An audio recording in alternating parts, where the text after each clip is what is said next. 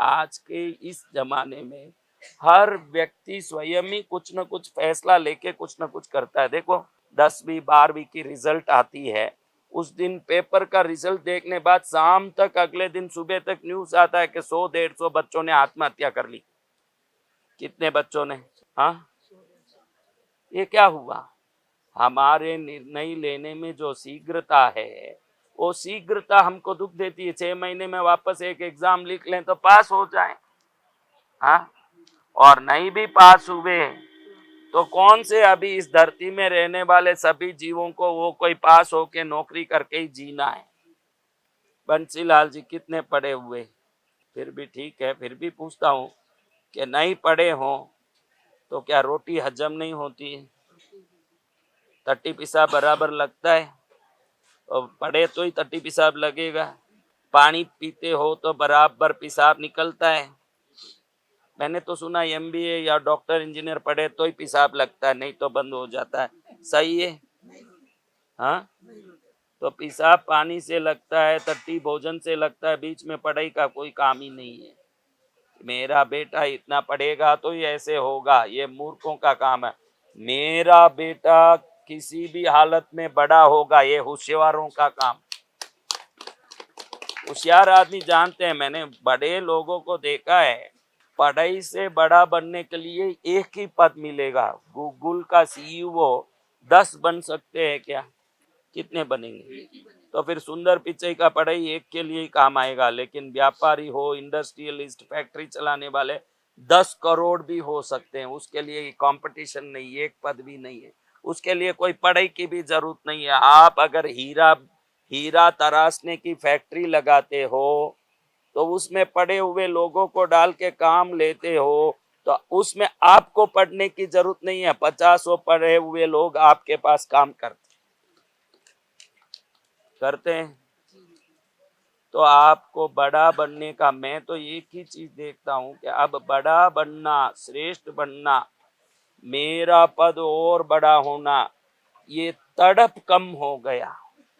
क्या हो गया? एक हासिल हो गया, वहीं पड़े रहते हैं। भाई हासिल हो गए, हमको मिल गया, वहीं पड़े रहते हैं। तो वो तकलीफ देता है, वो परेशान करता है। आगे बढ़ने के लिए हमें तड़प होना जरूरी है, पढ़ाई होने की जरूरत नहीं। अगर तड़प आ गई, किसी भी हालत में आगे बढ़ जाओगे आप।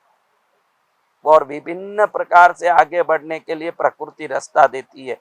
देखो हम कृष्णगिरी में जा रहे थे ना, आम बहुत आता है वहां।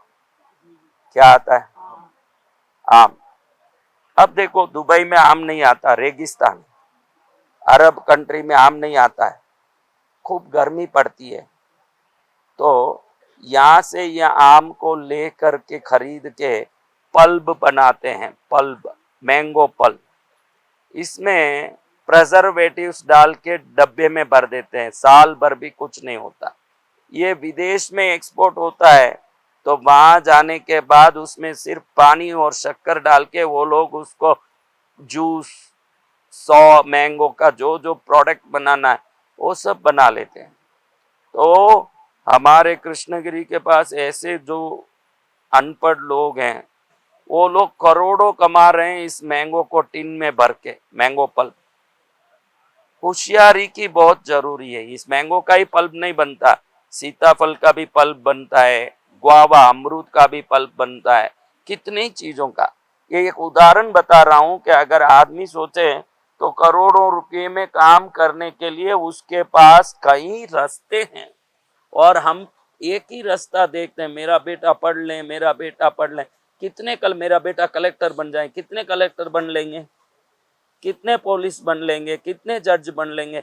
जितने जिले हैं और जितने व्यवस्था की सीट है उतने ही बनेंगे। लेकिन व्यापारी बनने के लिए कोई लिमिट नहीं होता। व्यापारी बनो, 10 लाख 10 लाख कितने लाख व्यापारी बनते ही जाते हैं, क्योंकि लेने वालों की संख्या, जब तक जनसंख्या बढ़ती जाएगी उतने ही व्यापारियों की जरूरत है। खरीदने वाले जितने होंगे, देने वाले उतने जरूरत पड़ेंगे कि नहीं।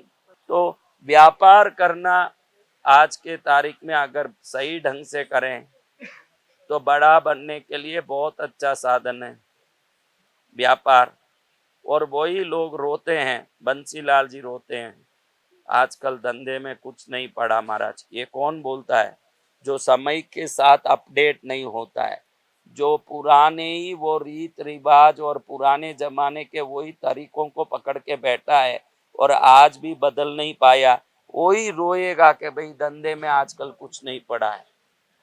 देखो, दो लड़के बेंगलुरु के बस स्टैंड में रात में फंस गए। एक लड़का 16 साल का, एक लड़का 17 साल का। कितने साल के? बस नहीं मिल रही है। तो रात में बैठे बैठे सोचे कि बस मिले नहीं मिले तो आदमी कितना दुखी होता है। तो उन्होंने एक प्लान बनाया कि कोई भी बस की कंपनी हो, उनके साथ टाई अप करके बुकिंग का सिस्टम। 17 साल का लड़का, कितने साल का?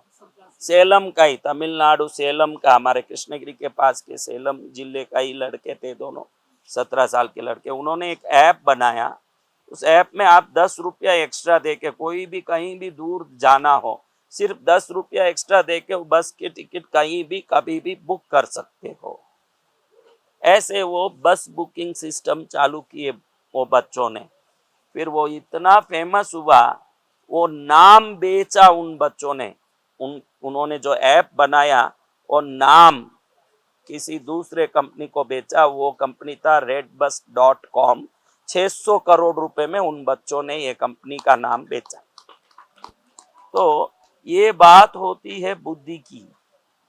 बुद्धि जब आ जाए ना तो आप बहुत कुछ कर सकते हो। और वो बुद्धि को आज की जो बदली हुई दुनिया, तकनीक, आज की बदली हुई संसार के लायक हमको खुद को हरदम अपडेट करना। आप लोग क्या करते हो? फालतू के यूट्यूब वीडियो देखना, उसको 11 बार भेजो नहीं तो तुम्हारे घर में नुकसान आ जाएगा, वो मैसेज पढ़ना, साईं बाबा का फोटो भेजना, इस सब में कुछ नहीं पड़ा है। आज ये दुनिया बदल गई है, तो बदली हुई दुनिया में मुझे कहाँ खड़ना चाहिए, ये विवेक जिसमें आ गया है, वो किसी भी उम्र का आदमी हो, कितना भी कम पढ़ा हुआ व्यक्ति हो, इधर कोई पढ़ाई का मायना ही नहीं रखता, अनुभव का मायना रखता।